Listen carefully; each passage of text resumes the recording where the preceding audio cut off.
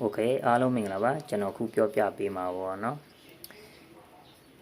ဖုန်းမှာကြီးညာတက်နေတဲ့မိတ်ဆွေတွေအတွက်ပေါ့နော်ကျွန်တော်ဖုန်းတော်တော်များများမှာပြီးလို့ရှိရင်ကျွန်တော်တို့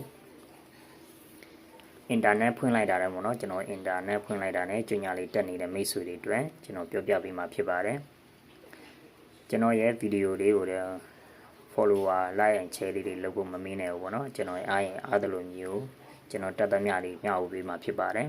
ကျွန်တော်ကတော့ဖုန်းလေးမှာအင်တာနက်ဖွင့်လိုက်မယ်ဆိုလို့ရှိရင်ကျွန်တော်တို့တက်နေတဲ့ကြွညာလေးကိုဘယ်လိုပိတ်ရမလဲဆိုလို့ရှိရင်ကျွန်တော်တို့ဖုန်းရဲ့ setting နဲ့ဝင်လိုက်ပါတော့ဝင်လိုက်ပြီဆိုလို့ရှိရင်မိတ်ဆွေတို့ကတကယ်လို့ဒီလိုတချို့ဖုန်းတွေမှာကျတော့ဒီလိုမျိုးပေါ်နေတယ်ပေါ့နော်ကျွန်တော်တို့ကအဲ့လိုမျိုးကျွန်တော်ဖုန်းမှာတော့မပေါ်ဘူးပေါ့နော်တကယ်လို့ကျွန်တော်တို့ကဒီရဲ့အပေါ်ကပေါ့နော် share bar တွေမှာကျွန်တော်တို့ကဒီမှာပေါ့နော် PRI VATDAS ဆိုပြီးရိုက်ရှာတာပေါ့နော်ရိုက်ရှာလိုက်လို့ရှိရင်ကျွန်တော်ဒီအပေါ်ဆုံးမှာပေါ့နော်ပေါ်မယ်ပေါ့နော်ပေါ်မယ်ဆိုလို့ဒီလို auto လို့တကယ်လို့များကျွန်တော် office ပေါ့နော်ဒီလိုမျိုးဖြစ်နေမယ်ဆိုလို့ကျွန်တော်တို့ဒီတော်တော်များများတော့ဒီလို auto ပေါ့နော်ဒီလိုမျိုးပေါ်နေတယ်ပေါ့အဲ့ဒါဆိုလို့ရှိရင်ကျွန်တော်တို့ကဘာလုပ်မလဲဆိုလို့ဒီအောက်ကဟာလေးကိုရွေးပေးပေါ့နော်ရွေးပေးပြီးသွားလို့ရှိရင်ဒီမှာ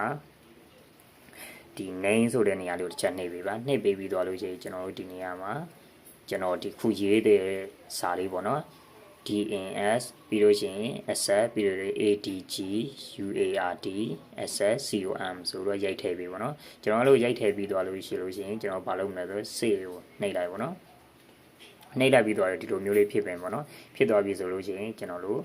ဒါဖုန်းကိုကျွန်တော်တို့ကပြောမယ်ဆိုရင် refresh ချပြီးတော့ကျွန်တော်တို့ပြန်ဖွင့်ပေးလိုက်ပါเนาะဒါဆိုရင်မိတ်ဆွေတို့ဖြစ်နေတဲ့ကြညာ AR လေးကိုလွယ်လွယ်ကူကူနဲ့ဖြည့်ချင်းပေးနိုင်မှာဖြစ်ပါတယ်